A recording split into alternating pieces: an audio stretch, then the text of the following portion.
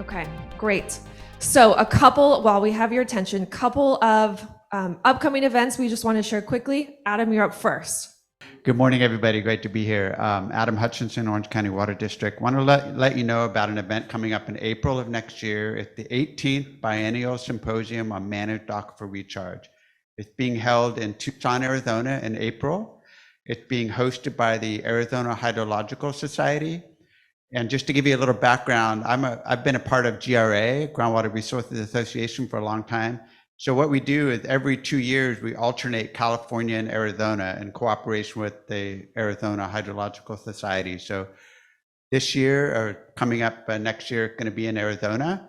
And there's also going to be a field trip to the nearby spreading ground that they have at Tucson Water Run, CAVSARP and ThavSARP, where they recharge Colorado River water. So very interesting stuff. They're really a great agency. So abstracts, if you want to submit a paper or be a part of it, are due November 22nd. But we will be sending out a link to the event page in a follow-up email to this meeting here. So just be on the lookout for that. And I hope to see you there. Adam, Karen Dev. Good morning, everyone. Karen Dev Singh with Department of Water Resources. I'm actually speaking on behalf of Sacramento EWRI chapter. We will be hosting Stephen Springhorn next week, Tuesday, to talk us about, well, Sigma is coming up at its 10th anniversary, so he'll be here talking through the updates on the Sigma, plus any, with the recent extreme winters that we've gone through, just looking at how we can tap into those opportunities to help meet the Sigma objectives.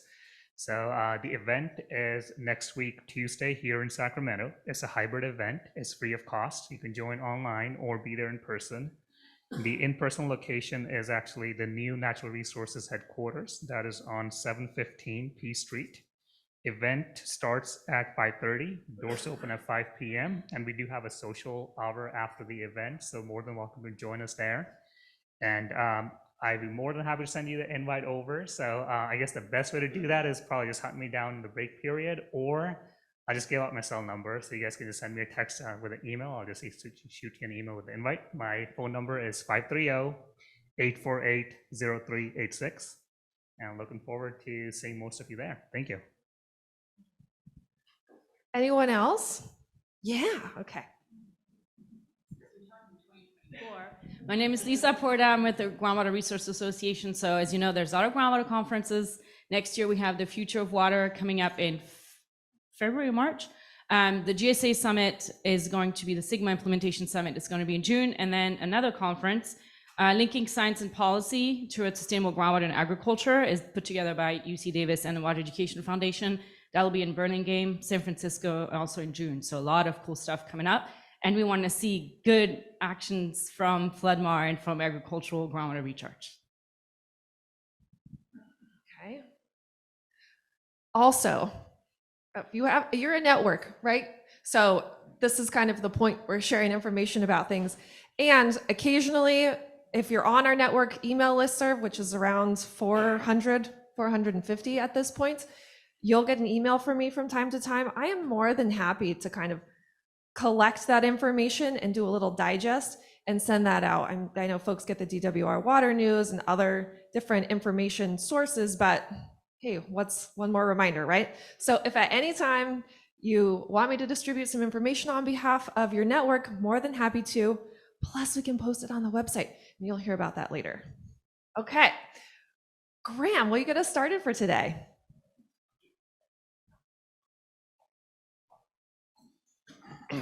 Thank you very much. Such a pleasure to be here.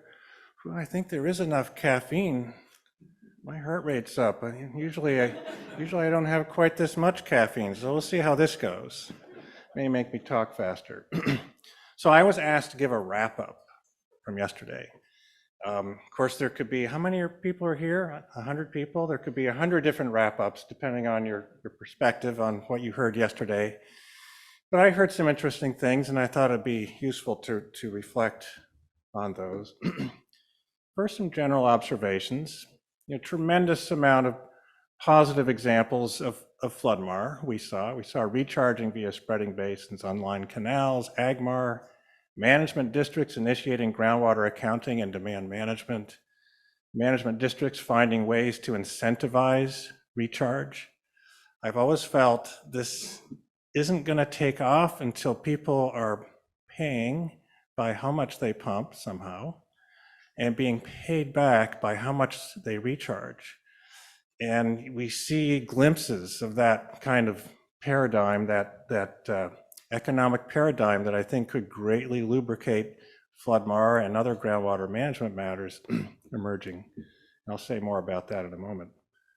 And individuals working super hard and taking uncompensated risks to accomplish recharge, which also says something about what they may be needing in the future from state leaders and agencies. And one thing I look for at these meetings is signs of an inflection point. I kind of see this as potentially being, we're on the verge of a civilization water management inflection point, where civilization has gone from treating groundwater as extractive to treating groundwater as a managed basin that includes extraction and aggressive replenishment or recharge. For that to happen, most of the landowners need to be on board.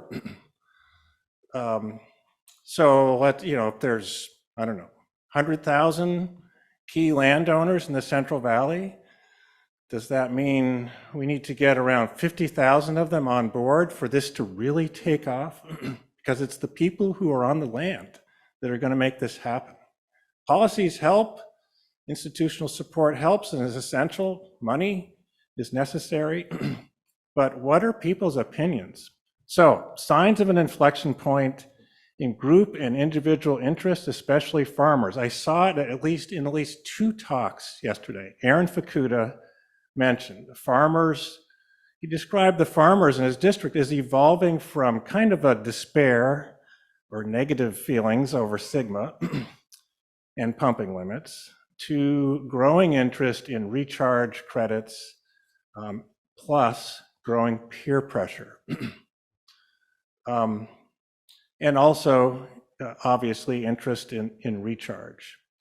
Christine Gemperly, small farmer from the Turlock area, noted that her neighboring landowners were evolved from incredulity over her recharge actions to apparent support. She became very successful and aggressive in her recharge, and her neighbors were like, "What are you doing?" But after Secretary Ross visited her farm, it was very interesting to hear about the change in tune amongst her neighbors, the change in attitude. So are these signs that maybe we're on the verge of an inflection point where the fuse has been lit and it's starting to spread and take off? I just don't know, but it's sort of tantalizing to think that may be happening. And it seems to be a growing acceptance of flood-mar amongst water districts, GSAs, and individuals. Maybe that one's much more obvious. But the question still is this gaining wide enough acceptance amongst the landowners and water managers to take off the way it would need to? Because if you just get 900 or 1,000 or just 2,000 landowners to do this, I don't think that's enough. It's kind of like, smartphone adoption. After 2009, it gradually took off, and it was a paradigm shift in how people, deal with information and communications. So we need to be on the verge of that, but I'm just not sure if it's happening. There were some interesting glimpses of it yesterday. So the question is, how pervasive are these attitudes? And this little network, this floodmar.org network, has been instrumental in some of these changes, but it's still really hard for us to know, is it enough? Is this concept spreading fast enough and far enough? Lessons learned. Demand management, while not beloved, is valuable for growers to develop good business plans. Demand management sets the stage for recharge incentivization. As Aaron Fukuda pointed out, that while the growers weren't interested in recharge, until they were kind of paying or getting allocations for groundwater pumping. And then they learned that they could get a cut off their bill or additional water through recharge. And then it sounded like the interest was starting to really catch on. Those incentives are essential, and it's still kind of a interesting nut to crack and examine. You must make tough decisions in advance. For example, Sigma provides 20 years to come into compliance about, but in reality, as pointed out by Aaron, there may only be 4 years, given that there may only be 4 wet years in those 20. So it really narrows down the time window for response to our problems. More lessons learned. Floodmar requires a lot of hard work, infrastructure updates, intensive monitoring. You need committed staff. In Christine Gemperle's case, she was the committed staff, essentially one farmer with limited staff support. Farmers and water districts are spending money and taking risks, and will need more financial and infrastructure support. That came through in a number of the talks yesterday. Flooding and rising groundwater levels can be essential for ecosystem support and recovery. That's no surprise. The high cost of water right applications is problematic. It's expensive. Maybe it always will be, but the question is, does it have to be? That's still worth discussing, I think.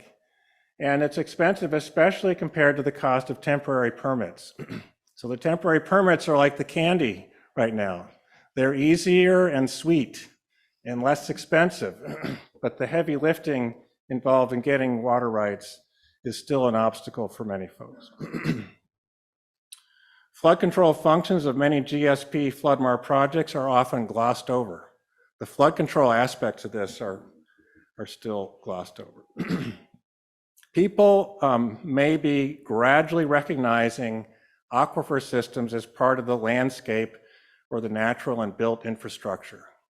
Again, that could be another very important inflection type change. Consider thinking bigger than pilot projects. One of the speakers kind of pled with us to not be stuck on pilot projects, think big. And Floodmar requires collaboration, which is time consuming. This collaboration in floodmar.org, it's volunteerism. So one needs to be concerned with what's going to keep the volunteerism going, and what's going to be the activation energy that comes into this periodically to really keep it going. Collaboration requires ample institutional and financial support. Choice quotes, and I'll use one of these quotes in the next slide after this to kind of segue into today's session. Governor Newsom to Carla Nemeth, "You are figuring out how to recharge this water, right?" That's an important question. The answer was yes, but the counter is, are we really figuring it out enough and soon enough? Secretary Ross pointed to the unprecedented hope in the Central Valley. That was, she was quoted by someone else. Daniel Mountjoy, "Those that were prepared were able to accomplish a lot." And the preparation and the anticipation of what's to come in a wet winter is essential. And as pointed out yesterday, right now, that's only a month or two away. Are people ready now? Not sure. And Hudson mentioned, please, please, please, let us concentrate on recharge. Don't hamstring us too much with other requirements was his plea, basically.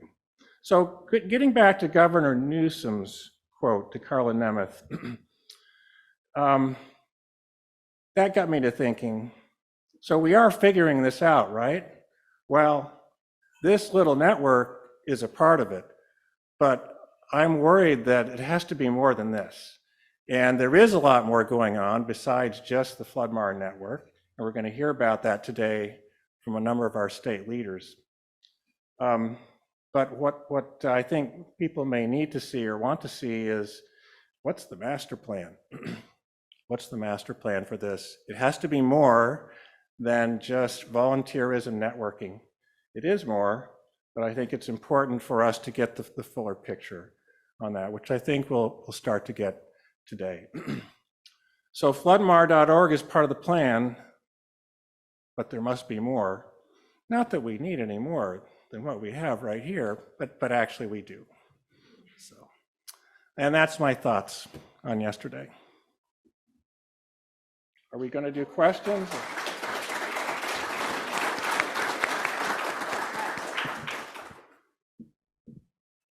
Are we ready? We're ready for our state leaders fishbowl panel? Yeah, I don't have anything more to say unless people want to chime in. If there's Any other reflections on day one before we move into our next session? I think Daniel did an excellent job yesterday, and you did a fantastic job this morning recapping some of the great highlights from yesterday. Well, you're too kind. No. At least to me, not to Daniel. Graham, thank you. Okay.